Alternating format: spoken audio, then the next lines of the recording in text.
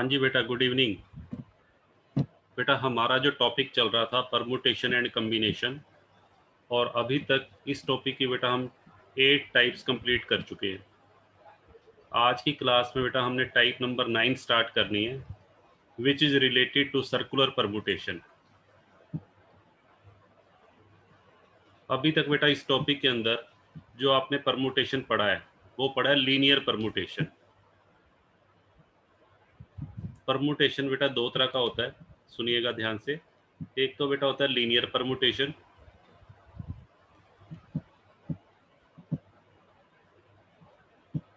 और दूसरा है बेटा हमारा सर्कुलर परमुटेशन।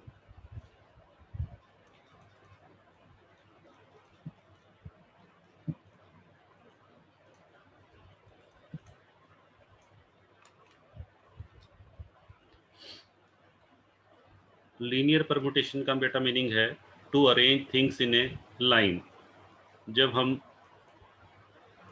थिंग्स को या ऑब्जेक्ट्स को बेटा अरेंज करते हैं इन ए लाइन, एक लाइन के अंदर कह लीजिए, या इन ए रो, एक रो के अंदर, तो उसे बेटा हम बोलते हैं लीनियर परमुटेशन। और सर्कुलर परमुटेशन बेटा क्या होता है? When we arrange things in a circle, to arrange the things in a circle. हाँ जी बेटा, सर्कल के अंदर जब हम थिंग्स को या ऑब्जेक्ट्स को या पर्सन्स को अरेंज करेंगे तो that is known as circular permutation.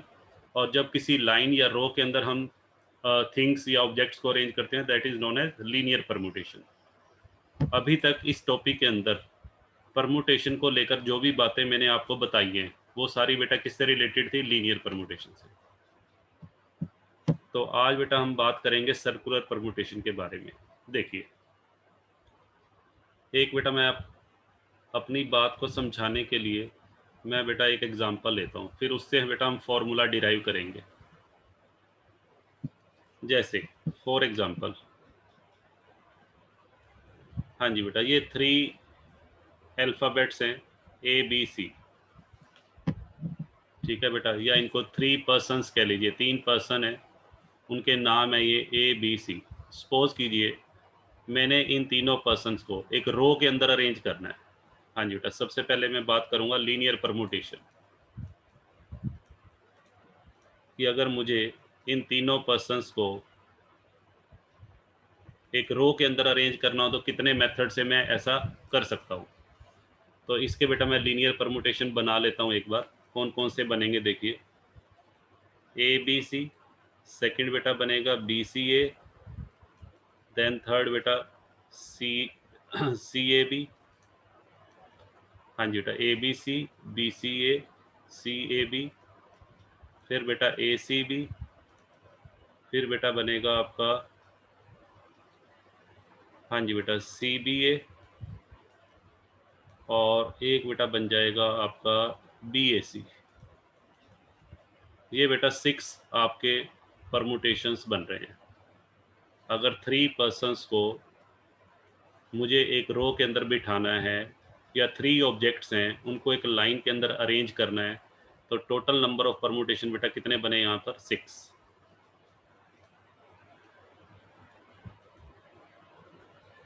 तो इसके लिए बेटा फॉर्मूला क्या होगा, ध्यान से सुनिएगा।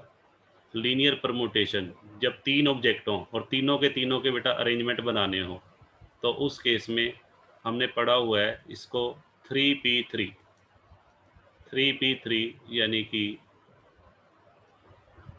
हाँ जी बेटा, 3 फैक्टोरियल हो जाएगा अपॉन 0 फैक्टोरियल, तो इज इक्वल टू बेटा कितना आ जाएगा? 6 अरेंजमेंट हमारे बनेंगे, वो आंसर आ जाएगा। तो हमें एग्जाम के अंदर ये अरेंजमेंट बना के नहीं दिखाने हैं, हमें तो टोटल नंबर ऑफ अरेंजमेंट बताने हैं कितने बनेंगे, तो वो बेटा हमारा आंसर आ गया 6। ठीक है जी। तो ये लीनियर परमुटेशन का अगर मैं फॉर्मूले की बात करूं तो बेटा इसका फॉर्मूला क्या हुआ, जब हमें कितनी थिंग्स दे रखी हो n, और n की n थिंग्स को अरेंज करना हो तो लीनियर परमुटेशन का बेटा टोटल नंबर ऑफ परमुटेशन बनेंगे n फैक्टोरियल। ठीक है बेटा, यहाँ तक n फैक्टोरियल हमारे टोटल परमुटेशन बनेंगे अगर हमें एक रो के अंदर अरेंज करना हो। या इसको बेटा ये भी लिख सकते हो n फैक्टोरियल की बजाय npn, बात एक ही है।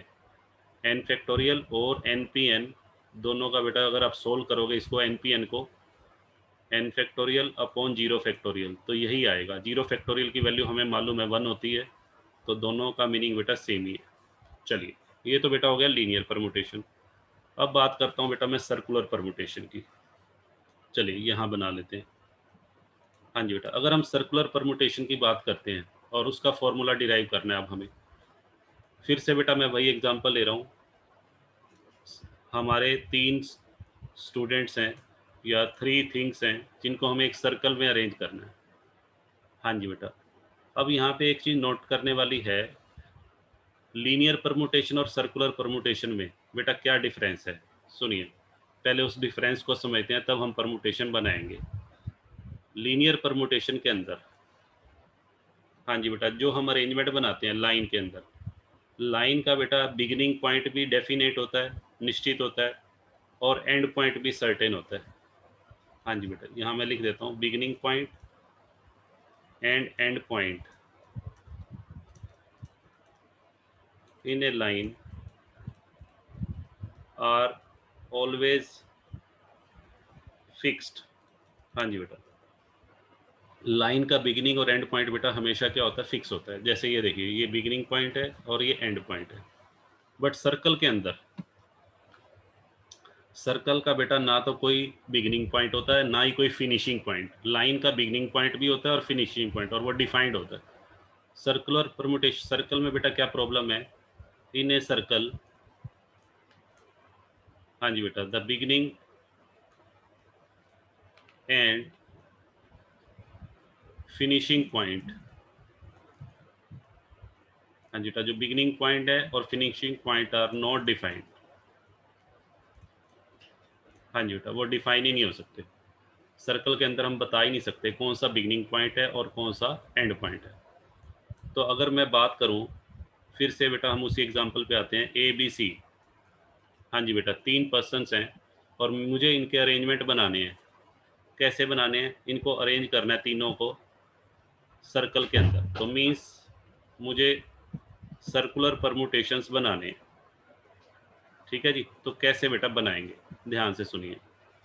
सर्कुलर परमुटेशन बनाने के लिए पहले बेटा मैं सर्कल ड्रॉ कर लेता हूँ। यहाँ पर देखिए, यहाँ बेटा मैंने सर्कल ड्रॉ कर लिया। एक सर्कल बेटा मैंने ये ड्रॉ कर लिया और एक सर्कल बेटा ये ड्रॉ कर लिया।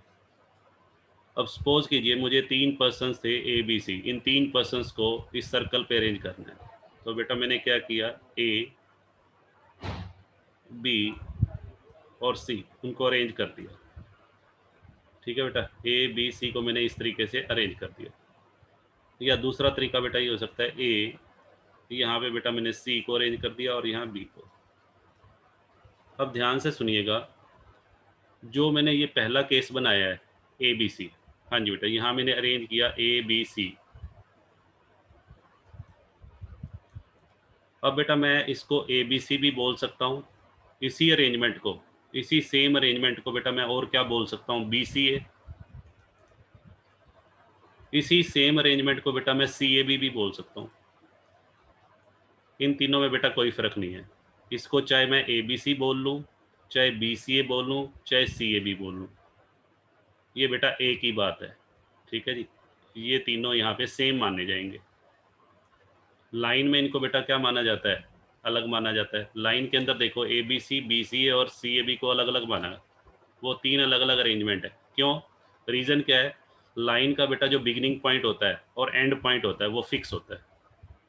ठीक है, और डिफाइंड होता है। बट सर्कल के अंदर बेटा मैं क्या बताऊं, बिगिनिंग पॉइंट कौन सा है, एंड पॉइंट कौन सा है। सर्कल तो कहीं से भी शुरू कर लो आप, इसको मैं ए बी सी बोल लूँ या इसको बेटा मैं बी से शुरू करूँ तो बी सी ए भी बोल सकता हूँ और सी ए बी, तो ये तीनों तो सेम हो गए। तो ये बेटा 3 अरेंजमेंट नहीं है, ये कितने अरेंजमेंट माने जाएंगे, इक्वल टू 1। ये बेटा एक ही अरेंजमेंट है। ऐसे ही अब बेटा दूसरा अरेंजमेंट आपने बनाया, दूसरे में बेटा आपने बनाया ए सी बी, इसको ए सी बी बोल लो, ध्यान से सुनिएगा, इसको बेटा ए सी बी बोल लो, या फिर बेटा इसको क्या बोल सकते हैं, सी बी ए। हाँ जी बेटा, ए सी बी या सी बी ए या बी ए सी। अरेंजमेंट तो बेटा एक ही है, उसको बोलने के तीन तरीके हैं, इसको ACB कह लो, CBA कह लो या BAC, ठीक है। तो ये तीनों भी बेटा सेम माने जाएंगे। जबकि लाइन के अंदर क्या था, लाइन के अंदर बेटा ये तीनों अलग अलग थे, क्योंकि लाइन का बिगिनिंग पॉइंट और एंड पॉइंट क्या होता है, डिफाइंड होता है और फिक्स होता है। तो यहाँ पे इसको भी बेटा एक ही अरेंजमेंट माना जाएगा। तो टोटल अगर मैं बात करूँ तो बेटा कितने अरेंजमेंट बने, एक बेटा अरेंजमेंट ये हो गया और एक ही हो गया। तो टोटल अरेंजमेंट कितने बने सर्कल के केस में, सर्कुलर परमुटेशन। हाँ जी बेटा, तो यहाँ पे नंबर ऑफ सर्कुलर परमुटेशंस यहाँ बेटा बने 2 सर्कुलर परमुटेशन बने, ठीक है। अब बेटा क्वेश्चन अराइज ये होता है कि जो सर्कुलर परमुटेशन मैंने बनाए हैं यहाँ पर, ये 2, यहाँ तो बेटा मैंने आपको बना के दिखा दिए, क्योंकि नंबर ऑफ स्टूडेंट्स या नंबर ऑफ पर्सन्स या नंबर ऑफ ऑब्जेक्ट्स कम है। अगर मान लीजिए बेटा ये ज़्यादा होते, अगर ये ABC की बजाय ABCDEFGH तक होते, तो उस केस में बेटा क्या मैं आपको बना के दिखा पाऊंगा? क्या वो प्रैक्टिकली पॉसिबल है? बेटा बिल्कुल भी पॉसिबल नहीं है, ठीक है जी। तो उस केस में हम फिर ये आंसर कैसे निकालेंगे? तो हमारे पास बेटा कोई ना कोई फॉर्मूला होना चाहिए जिसकी हेल्प से हम ये टोटल नंबर ऑफ अरेंजमेंट बता सकें। तो फॉर्मूला बेटा हमारे पास जो है वो फॉर्मूला मैं लिख देता हूँ, जो फॉर्मूला आपको यूज़ करना है सर्कुलर परमुटेशन के लिए। हाँ जी बेटा, फॉर्मूला बेटा इसमें हमारा ये है, अगर हमें सर्कल में परमुटेशन बनाने हैं तो यहाँ पर बेटा मैं लिख देता हूँ NPN डिवाइडेड बाय n, ये बेटा हमारा फॉर्मूला है NPN डिवाइडेड बाय n। जैसे अगर ये फॉर्मूला मैं इस क्वेश्चन पे लगाऊं, जो इस सम पे लगाऊं, तो यहाँ बेटा कितने थिंग्स थी हमारी, 3, ठीक है। लाइन में तो बेटा ये फॉर्मूला था, लाइन के केस में तो ओनली NPN था। सर्कल में मैंने क्या लिखा, NPN डिवाइडेड बाय n। ध्यान रखना नीचे n फैक्टोरियल नहीं है, ओनली n है। तो यहाँ पे इस फॉर्मूले को अगर मैं बेटा अप्लाई करूँ तो मुझे बताओ, यहाँ ABC, हाँ जी बेटा 3 ऑब्जेक्ट हैं, तो 3p3 और डिवाइडेड बाय 3। हाँ जी बेटा इसको सोल्व कर लेते हैं। 3p3 डिवाइडेड बाय 3, इसको बेटा अगर मैं सोल्व करूँगा तो ये बेटा बनेगा 3 फैक्टोरियल। 3p3 की वैल्यू बेटा आएगी 3 फैक्टोरियल अपॉन 0 फैक्टोरियल, तो बेटा 1 ही होता है, और डिवाइडेड बाय 3। इसको बेटा सोल्व कर लीजिए। 3 फैक्टोरियल को ऊपर आप लिखो 3 इंटू 2 इंटू 1, और नीचे 3 से बेटा 3 कैंसिल हो जाएगा तो 2 बचेगा। इसको सोल्व करेंगे तो बेटा 2 आंसर आ रहा है, और हमारा आंसर यही था। तो आप ये फॉर्मूला अप्लाई करेंगे NPN डिवाइडेड बाय n, ठीक है जी। तो ओवरऑल कंक्लूजन क्या निकला? हाँ जी बेटा, ओवरऑल कंक्लूजन ये निकला, अगर मैं इसको एक कंक्लूजन के रूप में डिराइव करूं, तो यहाँ पे बेटा देखिए 2 चीज़ें निकल कर आई हैं मेरे पास। एक तो आ गया लीनियर परमुटेशन, एक चीज़ तो बेटा लीनियर परमुटेशन, और दूसरी क्या है, सर्कुलर परमुटेशन। तो लीनियर परमुटेशन का बेटा जो फॉर्मूला है, अगर हमारे पास टोटल कितनी थिंग्स हैं n, और n की n थिंग्स को हमने अरेंज करना है एक लाइन में, तो बेटा फॉर्मूला लगा देना NPN, यानी कि n फैक्टोरियल। और यदि हमारे पास n थिंग्स हैं और उसे सर्कल में अरेंज करना हो, तो बेटा ये फॉर्मूला लगा देना NPN डिवाइडेड बाय n। या इसको थोड़ा और सिंप्लीफाई कर लेते हैं, तो बेटा ऊपर तो क्या बन जाएगा, n factorial divided by n। फिर इसको थोड़ा और सिंप्लीफाई कर लेते हैं, तो बेटा ऊपर n फैक्टोरियल है, तो n फैक्टोरियल को मैं n into n minus 1 factorial लिख सकता हूँ। हाँ जी सर लिख सकते हैं बिल्कुल, ये कैंसिल हो जाएगा। तो ये बेटा हमारा ओवरऑल फॉर्मूला ये निकल कर आता है। तो अगर मैं बात करूँ लीनियर परमुटेशन के केस में, लीनियर परमुटेशन के केस में तो बेटा फाइनल कंक्लूजन ये निकला n फैक्टोरियल। अगर n थिंग्स हैं और n की n थिंग्स को अरेंज करना, और सर्कुलर परमुटेशन में बेटा अगर हमारी n थिंग्स हैं और n की n थिंग्स को अरेंज करना है, तो ये फॉर्मूला बनेगा, ठीक है जी। देखो बेटा, तो आप इस फॉर्मूले को चाहे तो इस फॉर्म में लर्न कर लेना, चाहे बेटा इस फॉर्म में लर्न कर लो। इसी तरीके से जो सर्कुलर परमुटेशन के फॉर्मूले को चाहे तो इस फॉर्म में लर्न कर लो, चाहे इस फॉर्म में लर्न, एक ही बात है, ये बेटा सिमिलर है, और ये दोनों भी सिमिलर हैं, एक ही बात है, ठीक है। तो चलिए अब बेटा आगे मूव करते हैं।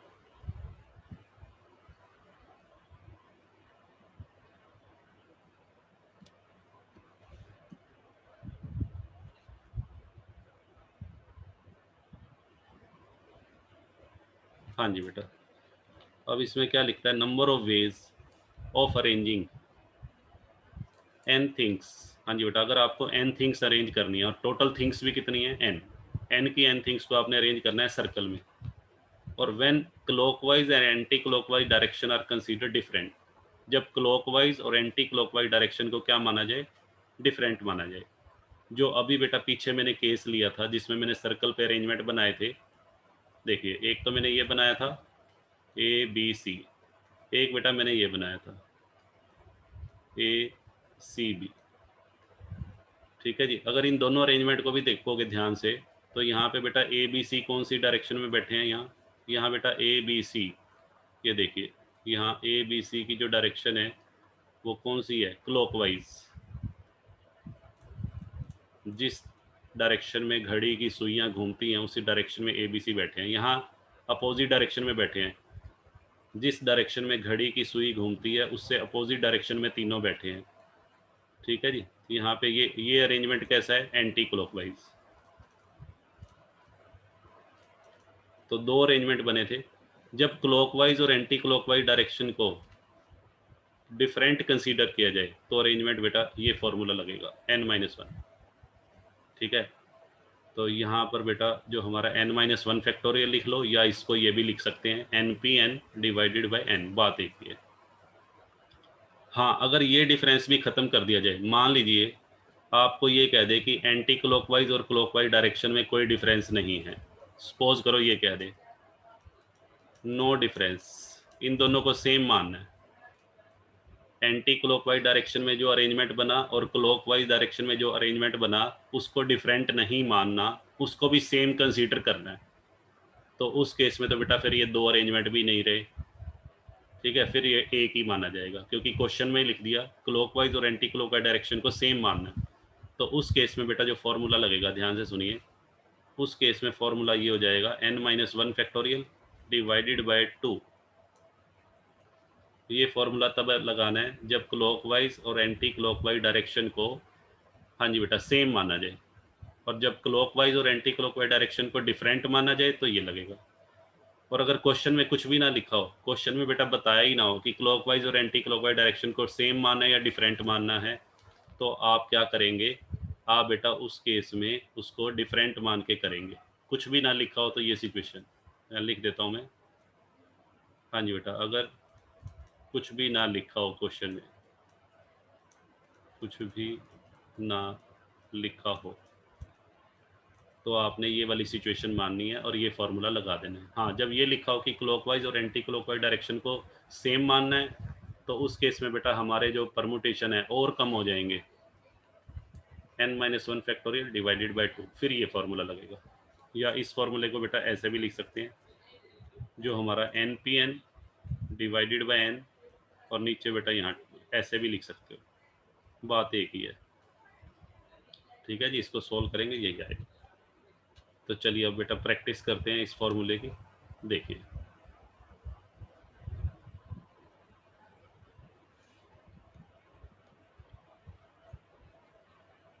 हाँ जी बेटा, पढ़िए इस सम को। इस सम की स्टेटमेंट में बेटा क्या कहता है, in how many ways can 8 student be arrange in a line in a circle. 8 students को बेटा एक लाइन में अरेंज करना है। तो फर्स्ट पार्ट में बेटा कैसा परमुटेशन है, लीनियर परमुटेशन। लाइन का मतलब लीनियर परमुटेशन हो गया।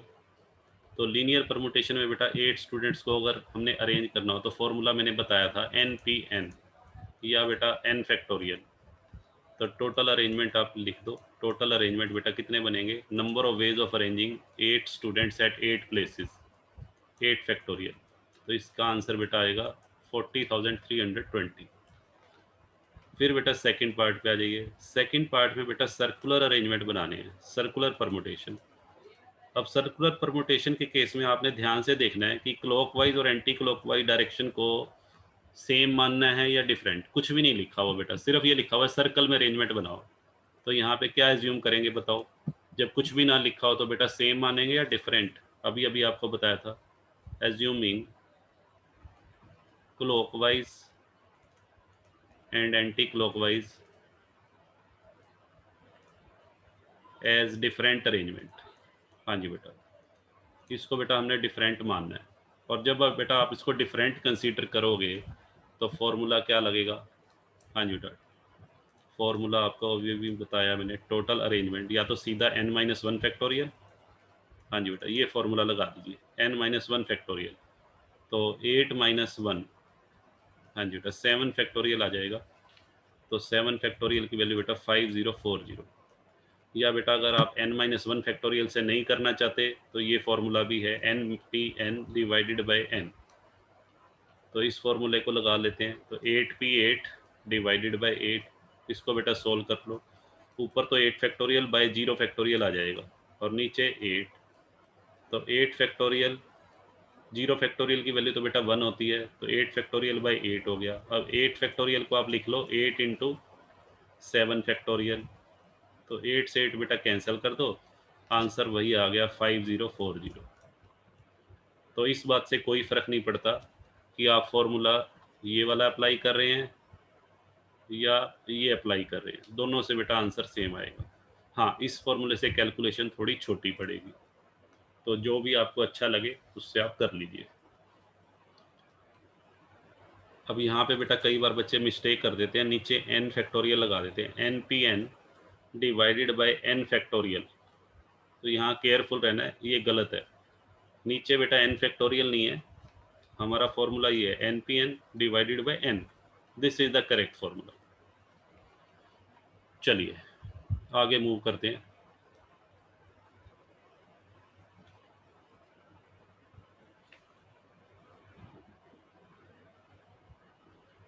हाँ जी बेटा, देखिए ये क्वेश्चन बेटा बहुत इंपॉर्टेंट है। देखो क्या कहता है इसमें, the prime minister of 8 countries, 8 देशों के प्रधानमंत्री बेटा एक राउंड टेबल पे बैठे हैं। कुछ उनको कोई पॉलिसी बनानी है या कोई बेटा उनको डिस्कशन करना है। In how many ways can they sit, कितने तरीकों से वो बैठ सकते हैं। इफ़, दो कंडीशन लगाई हैं। First case, India and Pakistan minister are not to sit together, India और पाकिस्तान का जो मिनिस्टर है वो दोनों इकट्ठे ना बैठें। और दूसरा, यदि वो दोनों इकट्ठे बैठें, तो पहले बेटा फर्स्ट केस लेते हैं। फर्स्ट केस में क्या लिखा हुआ है, India and Pakistan minister are not to sit together. तो फर्स्ट पार्ट का आंसर निकालने के लिए बेटा क्या करेंगे, लेट, पहले बेटा आप क्या करो, 8 कंट्रीज के प्राइम मिनिस्टर के नाम रख दूं मैं। Let P1 P2 P3 P4 P5 P6 P7 and P8। हाँ जी बेटा, आर 8 मिनिस्टर्स, ये बेटा 8 प्राइम मिनिस्टर्स हैं, अलग अलग कंट्रीज। इसमें से बेटा मैं ये मान लेता हूँ कि जो P5 है, P5 बेटा इंडिया का प्राइम मिनिस्टर है, और P7 जो है बेटा ये पाकिस्तान का है। मैं जस्ट एज्यूम कर रहा हूँ, P5 इंडिया का मिनिस्टर है और P7 बेटा पाकिस्तान का। और कंडीशन क्या लगाई हुई है, इंडिया और पाकिस्तान का जो प्राइम मिनिस्टर है वो बेटा इकट्ठे ना बैठें। तो आप इनको कैसे करेंगे? हाँ जी बेटा, सबसे पहले एक सर्कल ड्रॉ कर लेते हैं। हाँ जी बेटा, एक सर्कल ड्रॉ कर लेते हैं जी, अच्छा सा। लो बेटा, सर्कल मैं ड्रॉ कर देता हूँ। लो बेटा, ये सर्कल ड्रॉ हो गया हमारा। हाँ जी बेटा, देखिए अब इस सर्कल पे हमें अरेंज करना है कितने कंट्रीज़ के मिनिस्टर को, 8। 8 में से बेटा अभी इंडिया और पाकिस्तान के मिनिस्टर को छोड़ दीजिए, तो पहले किसको अरेंज कर लेते हैं? हाँ जी बेटा, पहले हम अरेंज कर लेते हैं बाकी कंट्रीज़ के प्राइम मिनिस्टर को। Let us arrange the remaining 6 prime ministers.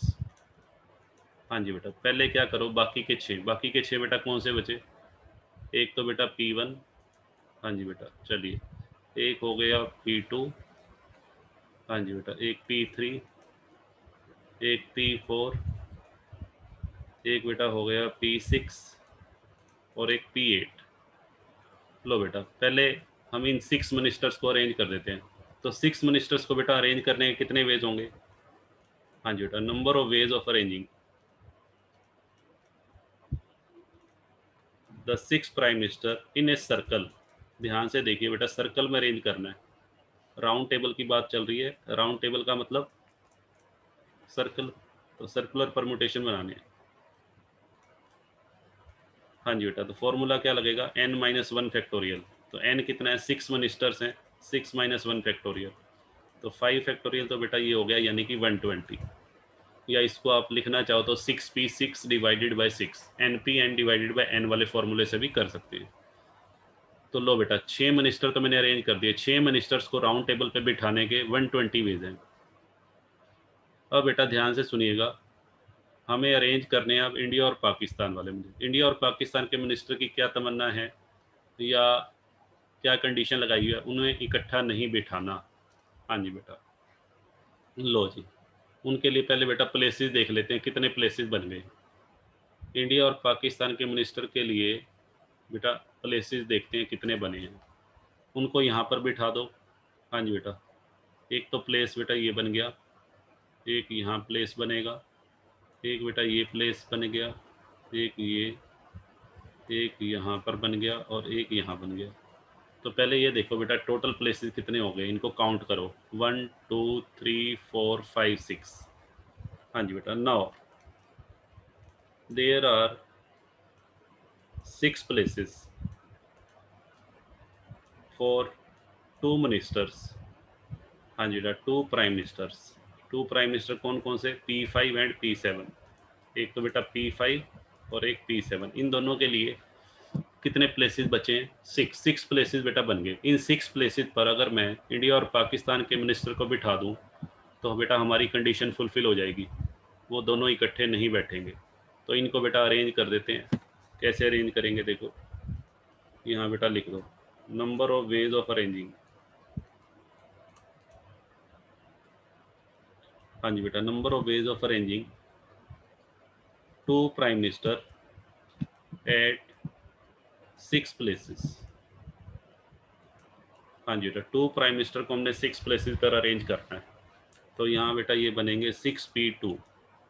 6p2 का मतलब 6 फैक्टोरियल डिवाइडेड बाय 6-2। हाँ जी बेटा, 4 फैक्टोरियल। तो इसको बेटा सोल्व कर लो। ये बेटा 30 वेज ये बनेंगे। हाँ जी बेटा, तो यहाँ पे फंडामेंटल प्रिंसिपल लगाइए आप। Bye fundamental principle of counting total arrangements. हाँ जी बेटा, टोटल अरेंजमेंट्स। अब यहाँ ध्यान रखिएगा, जब आप सेकेंड टाइम सर्कल पे ये जो बीच वाली पोजीशन को ऑक्यूपाई कर रहे हैं, फिल कर रहे हैं, हाँ जी बेटा, तो यहाँ पर अब आपको NP-N, यहाँ पे वो फॉर्मूला नहीं लगाना, n-, यहाँ -1 नहीं लगेगा। यहाँ पे सिंपल जैसे पहले की तरह, पहले जैसे आप करते थे 6 प्लेसेस और पर्सन कितने हैं? 2, तो 6p2। ठीक है जी। तो यहाँ पर बेटा 30 ये हो गया और 120 बेटा ये हो गया। तो मल्टीप्लाई करेंगे तो 120 इंटू 30, 3600 वेज। ये बेटा हमारा आंसर हो जाएगा। बताइए। हाँ जी बेटा, अब इसी सम का दूसरा पार्ट लेते हैं कि अगर इंडिया और पाकिस्तान का मिनिस्टर इकट्ठे बैठना चाहते हैं तो क्या होगा। हाँ जी बेटा, देखिए। अब बेटा हम सेकंड पार्ट लेते हैं। फिर से बेटा एक सर्कल ड्रॉ करते हैं।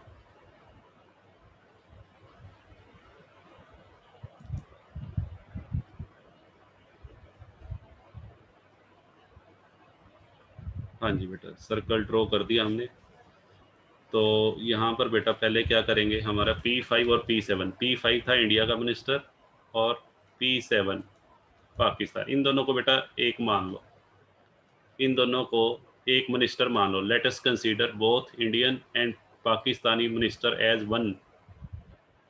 हाँ जी बेटा, तो अब हमारे पास टोटल कितने हो गए देखो, एक P1, P2, P3, P4, एक बेटा P6 और एक P7।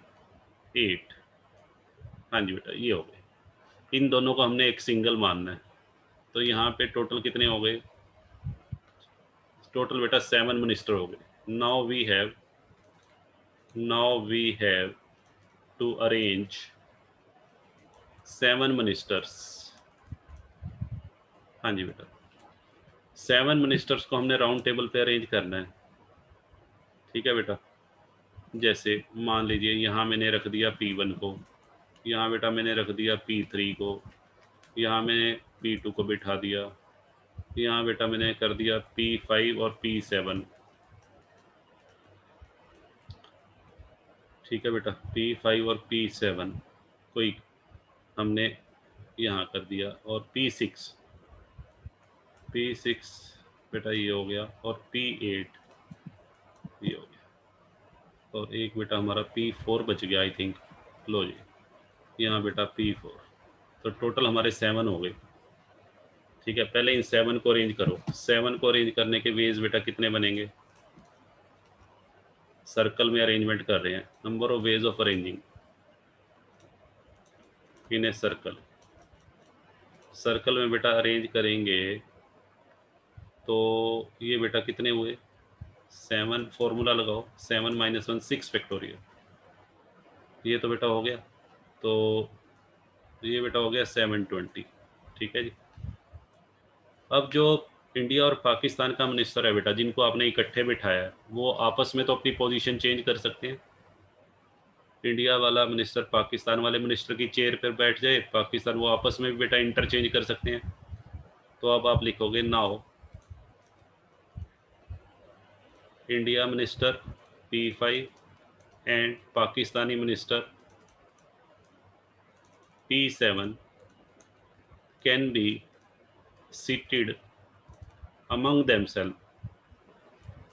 हाँ जी बेटा, वो भी आपस में अरेंज कर सकते हैं, सीट इंटरचेंज करेंगे तो बेटा दोनों 2P2 लिख लीजिए या 2 फैक्टोरियल। तो 2 वेज बेटा ये बनेंगे। तो एक तो बेटा ये हो गया हमारा 720, और एक हमारा ये आ गया 2। अब बेटा फंडामेंटल प्रिंसिपल ऑफ काउंटिंग लगा दीजिए। Bye fundamental principle of counting, total number of arrangements in which Indian minister and Pakistani minister seat together. तो ये बेटा बनेंगे 720 × 2, 1440 अरेंजमेंट बेटा बनेंगे ये। हाँ जी बेटा, बताइए क्लियर है? तो इस तरीके से बेटा हमने सम को सोल्व करना है। चलिए आगे मूव करते हैं। हाँ जी बेटा, नेक्स्ट सम पे चलते हैं। नेक्स्ट सम बेटा क्या कहता है, देखिए अब आता है केस नंबर 2। हाँ जी बेटा, केस नंबर 2 क्या है? Number of ways of arranging all the n things in a circle when clockwise direction and anti clockwise direction are considered same। ये बेटा मैं बता चुका हूँ आपको कि अगर क्लॉकवाइज और एंटी क्लॉकवाइज डायरेक्शन को भी क्या मानना हो, सेम मानना हो, तो उस केस में हमारे नंबर ऑफ अरेंजमेंट और कम हो जाएंगे। जैसे मैंने ABC के बना के दिखाए थे। ABC के अगर सर्कल में अरेंजमेंट बनाए तो 2 ही बनते हैं बेटा। पर्सन्स तो 3 हैं, बट उनके सर्कल में अरेंजमेंट 2 ही बनेंगे। ठीक है जी। और अगर वो 2 भी तब बनेंगे जब क्लॉकवाइज और एंटी क्लॉकवाइज डायरेक्शन को डिफरेंट माना जाए, अदरवाइज वो 2 भी नहीं बनेंगे बेटा, फिर वो 1 बनेगा, जैसे हमने पीछे किया था। अब यहाँ पर वही बात है, तो ये सिचुएशन मैं बता चुका हूँ ऑलरेडी आपको। तो यहाँ पे बेटा फॉर्मूला क्या लगेगा, सिर्फ उसकी बात करेंगे हम। पहले तो बेटा NPN डिवाइडेड बाय n, हमने ये फॉर्मूला लगाया था। ठीक है, या ये कह लीजिए और n-1 फैक्टोरियल, ये फॉर्मूला बताया, दोनों में से कोई भी अप्लाई कर सकते हैं। बस उसको 2 से डिवाइड कर देंगे बेटा, जो पहले फॉर्मूला बताया था उसको 2 से डिवाइड कर देना। ठीक है, क्योंकि क्लॉकवाइज और एंटी क्लॉकवाइज डायरेक्शन को पहले तो हमने डिफरेंट माना था, अब हमने सेम माना है, तो हमारे जो परमुटेशन है बेटा आधे रह जाएंगे। ठीक है, हाफ हो जाएगी। जैसे फॉर एग्जांपल, हाँ जी बेटा हम बात करते हैं।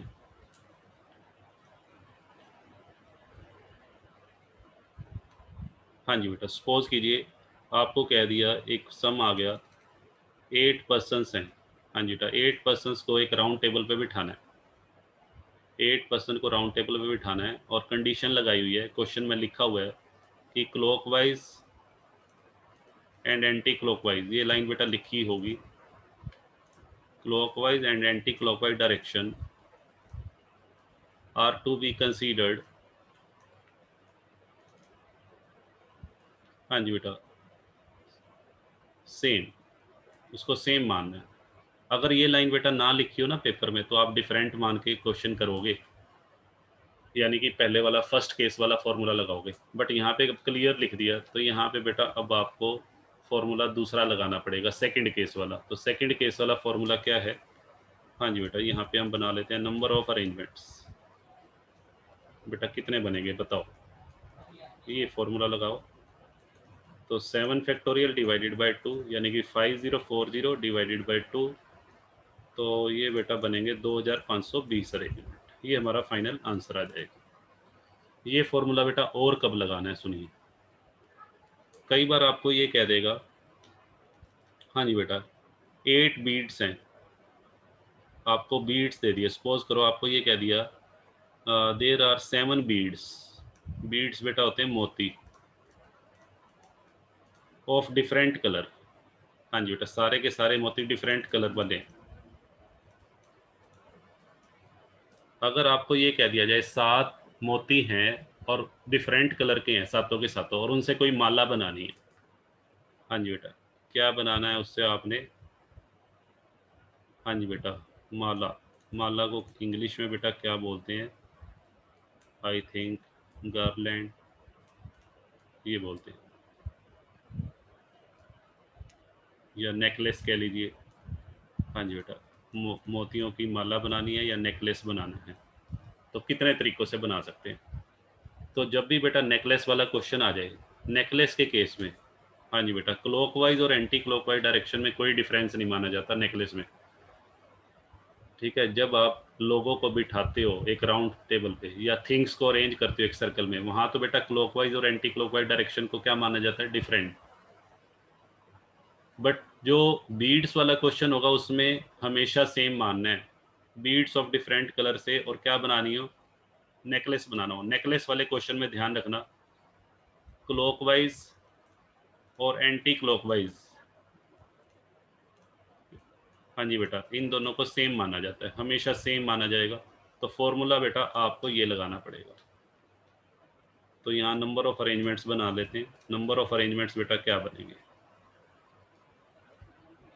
हाँ जी बेटा n फॉर्मूला लिखिए पहले, n-1 फैक्टोरियल बाई 2, n बेटा कितना है हमारा 7, 7 - 1 फैक्टोरियल डिवाइडेड बाई 2, तो 6 फैक्टोरियल डिवाइडेड बाई 2, 6 फैक्टोरियल बेटा हमारा बनेगा 120, नहीं 720 और डिवाइडेड बाई 2, तो ये बेटा 360 हमारा आंसर आ जाएगा, ठीक है। बीड्स की जगह बेटा फ्लावर्स भी दे सकता है, डिफरेंट कलर के फ्लावर्स हैं, ठीक है, उससे कोई फर्क नहीं पड़ता फ्लावर्स लिखा हुआ है या बीड्स लिखा हुआ है, तो आपने फॉर्मूला ये लगाना है। हाँ जी बेटा अब मूव करते हैं बेटा केस नंबर 3 पे आइए। केस नंबर 3 बेटा क्या है, देखिए ध्यान से। केस नंबर 3 में आपको कहता है n थिंग्स है बेटा, n थिंग्स में से हमने सर्कल पे अरेंज करना है कितनी थिंग्स को, r थिंग्स को, यानी कि सारी की सारी थिंग्स को अरेंज नहीं करना, टोटल थिंग्स में से r थिंग्स को अरेंज करना है। तो इस केस में बेटा क्या फॉर्मूला लगेगा, सुनिए ध्यान से। इस केस में बेटा हमारा फॉर्मूला तो ये लगेगा, जब क्लॉकवाइज और एंटी क्लॉकवाइज डायरेक्शन को डिफरेंट मानना है, फॉर्मूला बेटा ये लगाएंगे NPR, यहाँ बेटा NPN नहीं लिखेंगे, NPN तब लिखते हैं जब n थिंग्स हो और n की n थिंग्स को अरेंज करना हो। अब r थिंग्स हैं और हमें r थिंग्स को अरेंज करना है, तो NPR और डिवाइडेड बाय r, ये बेटा फॉर्मूला अप्लाई होगा। इस फॉर्मूले से हमारा आंसर आ जाएगा। ये तब की बात है जब क्लॉकवाइज और एंटी क्लॉकवाइज डायरेक्शन को डिफरेंट मानना हो। जनरली कुछ भी ना लिखा हो तो बेटा हम डिफरेंट ही मानते हैं, तो ये फॉर्मूला तब लगाना है। जैसे मैं पहले आपको बेटा एक अपनी तरफ से एक सम ले रहा हूँ, अपनी उस एग्जांपल लेके समझाता हूँ। फॉर एग्जांपल, हाँ जी बेटा ये 4 पर्सन है ABCD, इन 4 पर्सन में से बेटा 3 को सर्कल में बिठाना है। हाँ जी बेटा इन 4, ये तो टोटल कितने हो गए n, n तो बेटा हो गया 4, और मुझे क्या करना है, सर्कल के बेटा अरेंजमेंट बनाने हैं, और कितने कितने के, 3 3 के। आर की वैल्यू बेटा 3 है, यानी कि एक टाइम पे एट ए टाइम इन 4 में से मुझे 3 को सर्कल में अरेंज करना है। तो पहले बेटा मैं चूज़ कर लेता हूँ कि किन 3 को मुझे अरेंज करना है। सपोज कीजिए मुझे बेटा किसको अरेंज करना है, ए बी सी को। मैंने ए बी सी को अरेंज करना है, ठीक है। पहले मैंने ए बी सी को चूज़ कर लिया, तो ए बी सी को बेटा मैं चूज़ करूँगा और उनको अरेंजमेंट बनाऊँगा। तो कितनी तरह से अरेंजमेंट बन सकते हैं? हाँ जी बेटा, अभी पीछे बनाए थे हमने। लो बेटा मैं बना देता हूँ। हाँ जी बेटा, तो दो ही बेटा अरेंजमेंट बनेंगे। कौन कौन से बेटा बनेंगे सुनिए। एक तो बेटा ये बन जाएगा आपका, हाँ जी बेटा, यहाँ पे ए, यहाँ बी और यहाँ सी, ठीक है। या बेटा यहाँ ए, यहाँ पे सी और यहाँ बी, ठीक है जी। तो ये बेटा कितने हो गए, 2 अरेंजमेंट तो ये हो गए। अगर ए बी सी को मैं बिठाऊंगा यहाँ पे तो 2 अरेंजमेंट बेटा ये होगा। या इसको कैलकुलेट कर सकते हो 3 - 1 फैक्टोरियल, 2 फैक्टोरियल। अब मैं बात करता हूँ बेटा ए बी सी के बाद, अगर मान लीजिए मुझे 4 में से 3 को बिठाना है और मैंने ए बी सी की बजाय किसको चूज़ कर लिया, ए बी डी को। ए बी डी को बेटा मैं चूज़ करूँगा तो अरेंजमेंट कितने बनेंगे, उस अरेंजमेंट तो बेटा 2 ही बनेंगे फिर से। चाहे ए बी सी को बिठाना हो, चाहे ए बी डी को बिठाना हो, तो अरेंजमेंट तो बेटा बस यहाँ सी की जगह डी लिख देंगे, वो भी 2 बनेंगे। फिर बेटा ये बताओ, अगर मुझे A B C A B D, अब ले लेते हैं ए बी, हाँ जी बेटा बी सी डी। अब मैंने बी सी डी को ले लिया, अगर बी सी डी को सर्कल में बिठाना हो तो कितने बनेंगे, तो भी सर 2 ही बनेंगे। 3 जने हैं, 3 - 1 n - 1 फैक्टोरियल, 2 फैक्टोरियल यानी कि 2, ठीक है। और अगर बेटा ए सी डी, अब कौन सा बच गया, ए सी डी। अगर ए सी डी को बिठाना हो तो कितने तरीकों से बिठाएंगे, तो भी सर 2 तरीकों से बिठाएंगे। 3 - 1 फैक्टोरियल, 2 फैक्टोरियल इज इक्वल। तो अगर बेटा मैं काउंट करूं तो टोटल कितने तरीके हुए, टोटल बेटा हुए 2, तो ये हो गए 2, ये हो गए 2, ये हो गए और 2 ये हो गए। तो टोटल मिला के बेटा 8 वेज हुए, 8 तरीकों से बिठा सकते हैं इनको। यानी कि अगर 4 पर्सन है और 4 पर्सन में से मुझे एक टाइम पे 3 को ही राउंड टेबल पे बिठाना है, तो उसको बिठाने के बेटा 8 वेज। तो अब आप कहोगे सर ये तो बहुत कॉम्प्लिकेटेड हो जाएगा अगर हमें ये केसेस एग्ज़ाम में बनाने पड़ गए। बेटा मैं बनाने, आपको बनाने ही नहीं दूंगा, बनाने की ज़रूरत ही नहीं है। मेरे पास एक ऐसा फार्मूला है जिस फार्मूले की हेल्प से आप डायरेक्ट ये 8 आंसर निकाल दोगे। वो फार्मूला बेटा ये रहा, जो हमारे पास जादू की छड़ी है वो ये है। तो देखो अब मैं करता हूँ दूसरे तरीके से। यहाँ बेटा एन कितना है, 4, और आर बेटा है 3, ठीक है। तो फार्मूला लगा दूँ मैं, 4p3। सर्कुलर परमुटेशन बना रहे हैं, लीनियर परमुटेशन की बात नहीं कर रहे। 4p3 और डिवाइडेड बाय आर की वैल्यू बेटा 3 है, ठीक है। तो इसको सोल्व करेंगे 4 फैक्टोरियल, और ऊपर बेटा 4 में से 3 गया 1 फैक्टोरियल, और डिवाइडेड बाय 3 भी है। लो बेटा, तो ऊपर तो कितना आ गया, 4 फैक्टोरियल की वैल्यू हो जाएगी 24, 24/3। तो ये बेटा 8 अरेंजमेंट बनेंगे, और हमारे देख लो कितने बने थे, 8 ही बने थे। तो आपको ये बना के दिखाने की ज़रूरत नहीं है, आपको सीधा फार्मूला लगाना है। ये फार्मूला लगाओ और बेटा आंसर पाओ, ठीक है। बताइए। और ये फार्मूला भी बेटा तब लगता है जब क्लॉकवाइज और एंटी क्लॉकवाइज डायरेक्शन को डिफरेंट माना जाए। अगर मान लीजिए, अब सपोज करो इसी क्वेश्चन में अगर ये कह दे कि क्लॉकवाइज और एंटी क्लॉकवाइज डायरेक्शन, जैसे ये ए बी सी, ये एक में तो क्लॉकवाइज में और एक में एंटी क्लॉक, अगर इनको भी डिफरेंट ना मानना हो, सेम मानना हो, तो फिर तो बेटा ये भी दोनों अरेंजमेंट एक ही हो जाएंगे, ये दोनों सेम हो जाएंगे। तो उस केस में यहाँ पर 1 लिखोगे आप, ए बी सी का बेटा एक ही अरेंजमेंट बना लो।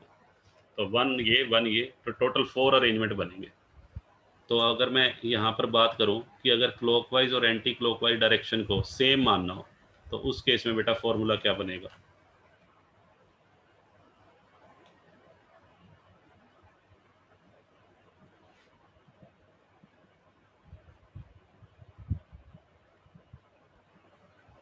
हाँ जी बेटा, उस केस में आप फॉर्मूला लगाएंगे।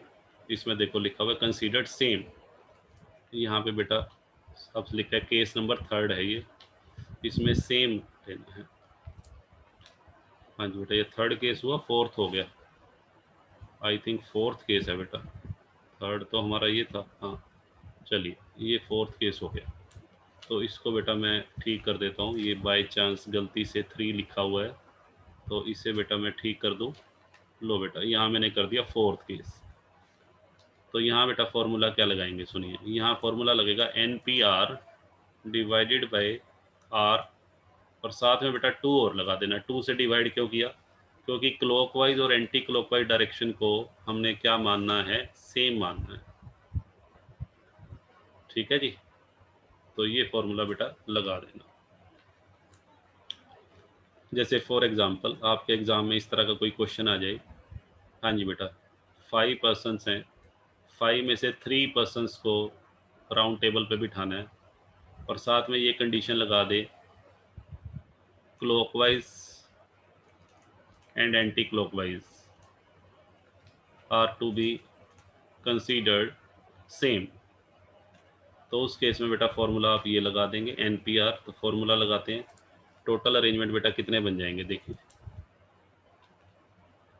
Total arrangement circular. हाँ जी बस सर्कुलर अरेंजमेंट की बात कर रहे हैं।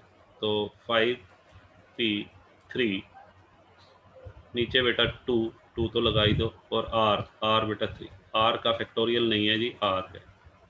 तो ऊपर बेटा इसको सोल्व कर लेते हैं, 5 फैक्टोरियल, और 5 में से 3 गया बेटा 2 फैक्टोरियल, और डिवाइडेड बाय बेटा 6 भी है नीचे। तो ऊपर पहले बेटा कैलकुलेट कर लेते हैं, 5 फैक्टोरियल होता है 120, 120/2, ये बेटा 60/6 आ जाएगा। 10 अरेंजमेंट्स बेटा बनेंगे, बताइए।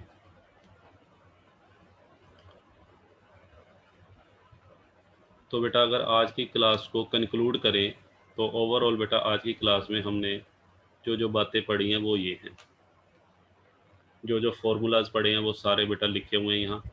4 केसेस मैंने आज की क्लास में बताए हैं, तो ये चारों केसेस के बेटा फॉर्मूले एक बार फिर से आपके सामने हैं। तो होप सो बेटा आज की क्लास आपको अच्छी लगी होगी। हालांकि आपकी बुक के अंदर मेरे ख्याल से जो सम दिए हुए हैं वो केवल इसी टाइप के हैं। आपकी बुक में जो सम हैं वो एक तो इस फॉर्मूले से, और एक ये वाले इस इन फॉर्मूलों से रिलेटेड सम दे ही नहीं रखे आपको, C और D से रिलेटेड। बट एग्ज़ाम में बेटा अगर आ जाए तो आपको पता होना चाहिए। ठीक है जी, तो आज की क्लास को बेटा यहीं और करते हैं।